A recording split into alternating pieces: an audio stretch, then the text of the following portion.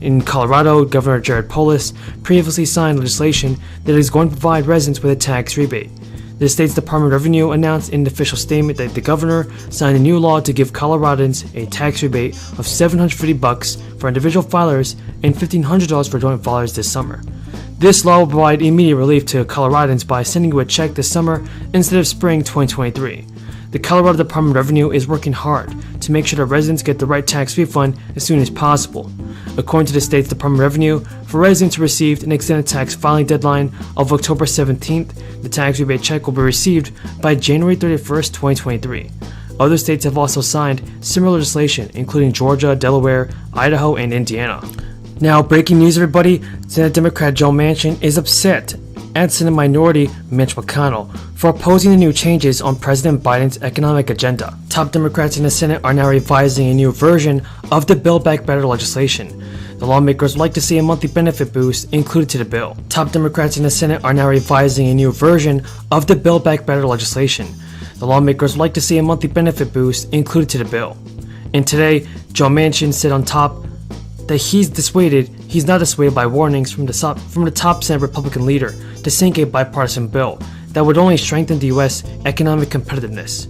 Manchin told reporters, "I'm not walking away if I can help the country, and if they want to play politics and play party politics, shame on them." Manchin added it was so wrong of Senate Majority Leader Mitch McConnell of Kentucky to issue warnings to sink the bipartisan legislation, which would only boost the federal investment on emerging technologies like computer chips. The Kentucky Republican reiterated the ultimatum and tied to recent Democratic efforts to pass Biden's economic agenda. And during a speech on the Senate floor, McConnell said, "Party line scheming is going to crowd that out. Our side cannot agree to frantically steamroll through bipartisan talks in order to meet a timeline, so our Democratic colleagues can clear the decks to ram through a party line tax hike." McConnell warned and wanted to sink the bill as Democrats make progress towards clinching a deal with Manchin on a climate and tax economic spending package. But a spokesperson for Chuck Schumer said last week that Democrats plan to convene an all-senators classified briefing for the bipartisan bill. Republicans and Democratic negotiators have spent months negotiating on the bill to shore up the domestic semiconductor industry among other sectors in an effort to reduce the U.S. dependence on imports of important products. Experts say Biden's economic package could include around $1 trillion in new spending. These ideas would require a range of tax increases to fund them. These taxes would mostly hit businesses, owners, and corporations, at least according to the current proposals that lawmakers are considering. And Sam Runyon, Manchin's communications director, told Time and Money, recent increase in government spending and debt have crowded out options for reform, and virtually all Americans stand to lose some policy enactment. The Congressional Budget Office report stated that there are 5 main issues right now with Social Security. And the first is that Social Security has a spending problem. Social Security will only be able to pay out 2% tax, and the program promised to take never more than 6% of a worker's paycheck. Today it takes 12%, and even that falls short of the program's ever-rising cost.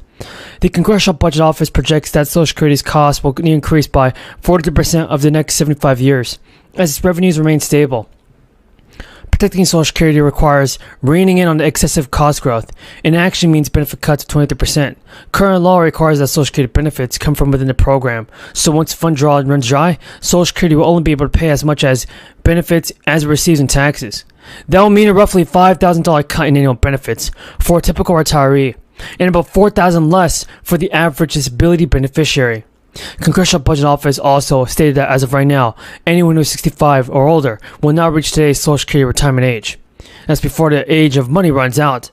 Also, anyone who is currently below the ages of 57 and 107 today, who is still alive and collecting benefits in 2033, will be subject to benefit cuts.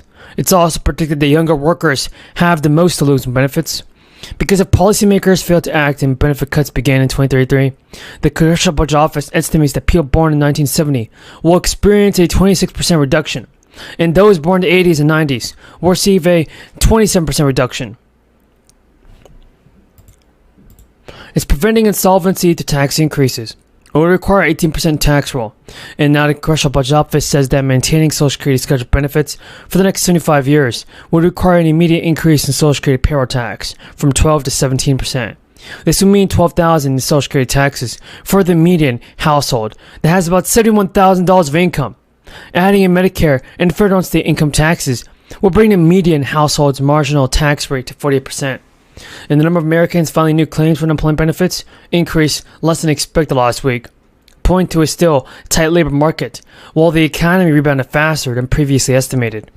Have countries actually succeeded in using this language to defend their laws protecting consumers or workers or the environment? Security will give beneficiaries 12% more each month, which is $200 a month or around $2,400 stimulus checks. The bill would boost benefits for some earners currently earning above $147,000 are not subjected to Social Security taxes, but the bill would change it so all earnings at or above $250,000 are taxed. Lawmakers said more than 93% of households will not see a change in how their income is taxed and will not be raised. It's projected that Americans will stop receiving their full Social Security benefits in 2035 if the lawmakers don't act, according to a report released by Social Security and Medicare trustees. Folks, the massive climate change and healthcare bill was finally passed by Democrats this past weekend. IRS is set to receive nearly $80 billion through this act, and the agency has the means to develop the new systems to help Americans pay their taxes. However, several hurdles stand in the way. There's also pushback from commercial tax preparation companies, which question whether Americans want the IRS to prepare their taxes. This is another bill that includes a provision that allocates $15 million to the IRS to make plans for a free, direct e-file tax return system. Those plans would have also to be developed within 9 months and will be included in the cost estimates for creating and administering a system. They would also require public input, and so far, Senate Democrat Elizabeth Warren resubmitted a bill called the Tax Filing Simplification Act. It would require the IRS to create its own free online tax filing service and move away its partnership with private tax preparation companies. Warren told reporters Americans spend too much money to file the taxes. Spend too much time and money to file their taxes. The IRS should adopt these proposals to help millions of people file taxes and claim refunds. Supports extension. We would love to see Congress enact that. It's made a huge difference to inequality. It was a very important initiative. I feel very proud. I appreciate your comments. I feel very proud of the work that Treasury and particularly the IRS was able to do to get this money out and to do everything we possibly could to ensure that non-filers. We have bad news. This year's big COLA increase in Social Security monthly benefits is falling short for the millions of people that are relying on these payments. And that's because for the past 2 months, the biggest increase in Social Security benefits has been for decades been delivering much needed breathing room. Much needed breathing room for the past couple of months for the seniors, because nearly all of the survey respondents of a Social Security poll say that they don't think this year's sizable bump will give them a chance to get their feet on the ground again and catch up. So that's not good. Furthermore, they worry that the increased income